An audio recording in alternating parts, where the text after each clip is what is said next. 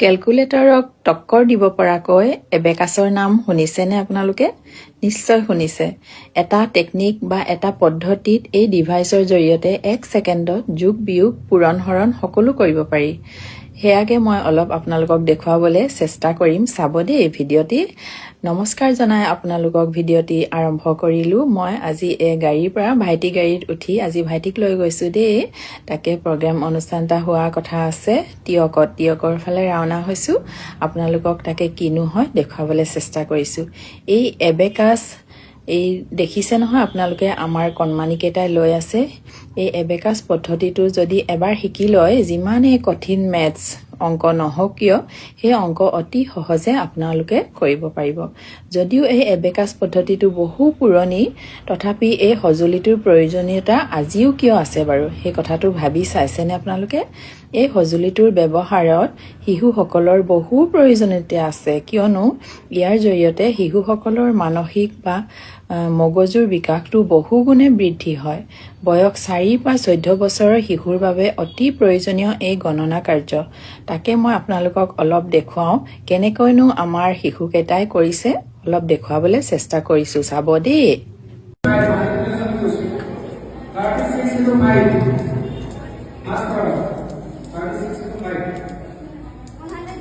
180. Next, 81 into 5. Ask her. Suppose 405. Very good. 81, 405. 365. Target 1. Target 1. 814 into 5.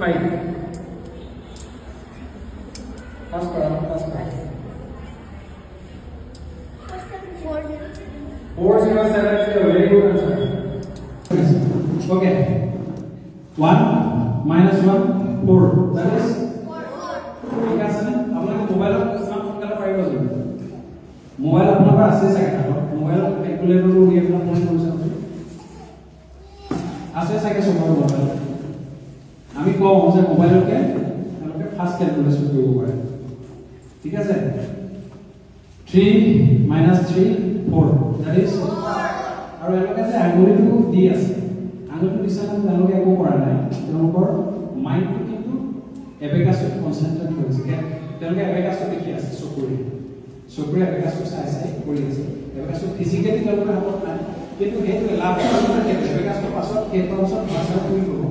কিন্তু যিটো skill আয়ত্ত কৰিলে সেই স্কিলটো গোটেই জীৱনটো তেওঁলোকে লগত লৈ ফুৰিব।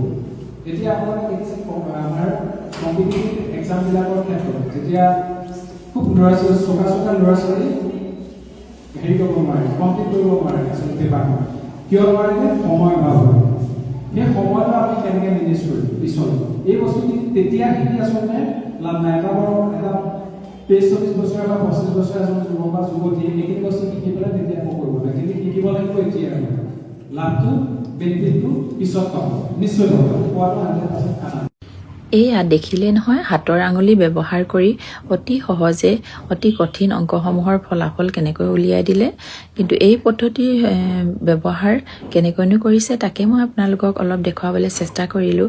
কেনে লাগিলে বাৰু জনাবচোন দেই। পুৰণি কালত আমাৰ পূৰ্বপুৰুষসকলে এই এবেকাছ সঁজুলিৰ জৰিয়তে গণনা কৰিছিল, কিন্তু এতিয়া আমি বৰ্তমান আমাৰ সৰু কণমানিকেইটা যাৰ মনোযোগ শক্তি অলপ কম, তেওঁলোকক যদি আমি এই সঁজুলিৰ অনুশীলন প্ৰত্যেক দিনাই কৰাব পাৰোঁ, অনুশীলনৰ ব্যৱহাৰ কৰাওঁ, তেতিয়া আমি এই সঁজুলি গণনাটো তেওঁলোকে এই শিশুসকলে খেল হিচাপে লয় আৰু ফলত তেওঁলোকৰ মনোযোগ শক্তিটো বাঢ়ে। লগতে বেছিকৈ যদি অনুশীলন কৰে এই সঁজুলি নোহোৱাকৈও গণনা কৰিব পাৰে আৰু ফলত আপুনি যিকোনো ক্ষেত্ৰতে ধৰক বিভিন্ন দিশত বেলেগ দিশত তেওঁলোকে নিজৰ বিশ্লেষণ কৰিব পাৰে, মনোযোগ ক্ষমতা বাঢ়ে। আৰু যেতিয়াই সঁজুলিটো ব্যৱহাৰ কৰি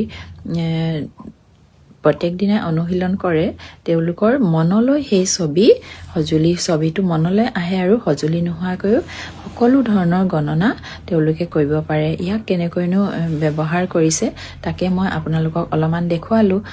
কেনে লাগিলে বাৰু জনাবচোন দেই। মোবাইলৰ বা যিকোনো কেলকুলেটৰ টক্কৰ দিব পৰাকৈ এই এবেকাছৰ সঁজুলিৰ নামটোতো আপোনালোকে শুনিছেই নিশ্চয়, হয় নাই বাৰু? এই টেকনিকৰ জৰিয়তে 1 ছেকেণ্ডত যোগ বিয়োগ পূৰণ হৰণ সকলো কৰিব পাৰি যে তাকে মই আপোনালোকক অৱগত কৰালোঁ। এবেকাছৰ শিক্ষকসকলক সাধাৰণতে আমি তেওঁলোকে যি ধৰণে শিক্ষাদান কৰিছে তাৰ বাবে সদায় তেওঁলোক ধন্যবাদৰ পাত্ৰ। ধন্যবাদ জনাইছোঁ সকলো শিক্ষক শিক্ষয়িত্ৰীলৈ।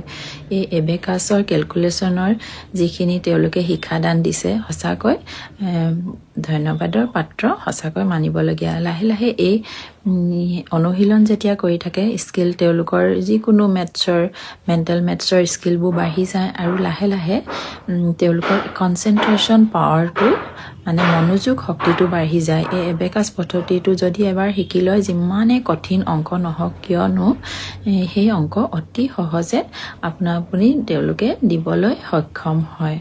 তাকে মই আপোনালোকক দেখুৱালোঁ আৰু আপোনালোকক মই জনাইছোঁৱে বয়স 4 বা 14 বছৰৰ শিশুৰ বাবে অতি প্ৰয়োজনীয়। তেওঁলোকৰ যিটো ব্ৰেইনৰ ডেভেলপমেণ্ট হয় সেই বয়সত এইখিনি অনুশীলন যদি কৰে নহয় তেওঁলোকৰ অতিকৈ প্ৰয়োজনীয়। তাকে কিছু ক'বলৈ চেষ্টা কৰিছে তেওঁলোকৰ বিষয়ে। তেওঁলোকে সঁচাকৈ বহুত আগবাঢ়ি গৈছে, তাৰ বাবে অশেষ ধন্যবাদ। তেওঁলোকে যিটো ষ্টেট লেভেল গোটেই অসমৰ ভিতৰত যিটো ষ্টেট লেভেল আমাৰ যোৰহাটৰ ভিতৰত 23টাই যিটো প্ৰতিযোগিতাত অংশগ্ৰহণ কৰি মান অৰ্জন কৰিবলৈ সক্ষম হৈছে তাৰ বাবে অশেষ ধন্যবাদ। সেয়াই মই আপোনালোকক অলপ দেখুৱাবলৈ চেষ্টা কৰিলোঁ। এয়া আমাৰো মনবোৰ বহুত ভাল লাগে যেতিয়া ল'ৰা ছোৱালীকেইটা তেনেকৈ আগবাঢ়ি যায়, হয় নাই বাৰু? আপোনালোকেও যদি পাৰে দিবলৈ চেষ্টা কৰিব, কিনো আৰু সপ্তাহটোত 2 দিনহে, হয় নাই বাৰু? তাকে আমি কথা পাতি মনটো ভাল লাগিছে যে অলপ ওলাই মেলি ইহঁতেও কৈছে হাই, আমাৰনো কি আৰু লগ পালে ফটো ছেশ্যনটো হয় নাই বাৰু? ল'ৰা ছোৱালীকেইটাৰো সেয়া ভোক লাগিছে যে ইটো সিটো খাইছে মেলিছে। তাকে মই অলপমান ক্লিপটো লৈ ৰাখিলোঁ। ইমান ধুনীয়াকৈ খাইছে দুইটা, মনটো ভাল লাগিছে। সেয়া আমি লাষ্ট শেষত খাই বৈ আজৰি হৈ সেয়া তাৰপৰা ওলাই আহিবলৈ চেষ্টা কৰিলোঁ। তিয়কত হৈছিল যে অনুষ্ঠানটি, অলপ কিবা এটা খাই ল'লোঁ। ভাইটিকো লৈ অহা হৈছিলে, এইয়া অলপ পৰিৱেশটো দেখুৱাই দিলোঁ। আপোনালোকে সকলোৱে চিনি পায়, এই ফুডভিলাত সোমালোঁ। ফুডভিলাৰ তেনেকুৱা আহাৰবোৰ ভাল লাগে যে সাধাৰণতে, তাকে তাত সোমাই মেলি আজৰি হৈ আমি এতিয়া বৰ্তমান খাই বৈ আজৰি হৈ ৰাওনা হ'লোঁ যোৰহাটৰ অভিমুখে। এয়া ভাইটিও পূৰা ব্যস্ত হৈ আছে মোবাইলত। তাকে মই অলপমান সকলোকে ল'বলৈ চেষ্টা কৰিলোঁ। ইহঁতকেইটা কিমানখিনি কৰিছে যদিও কিমান ফূৰ্তিত আছে দেখিছে নহয়, তাকে মই বুজাবলৈ চেষ্টা কৰিছোঁ আপোনালোকক। চাওকচোন কিমান ধুনীয়াকৈ গান গাই ইমানতে সামৰিলোঁ। পুনৰ লগ পোৱাৰ প্ৰতিশ্ৰুতিৰে টাটা বাই বাই। ইমানতে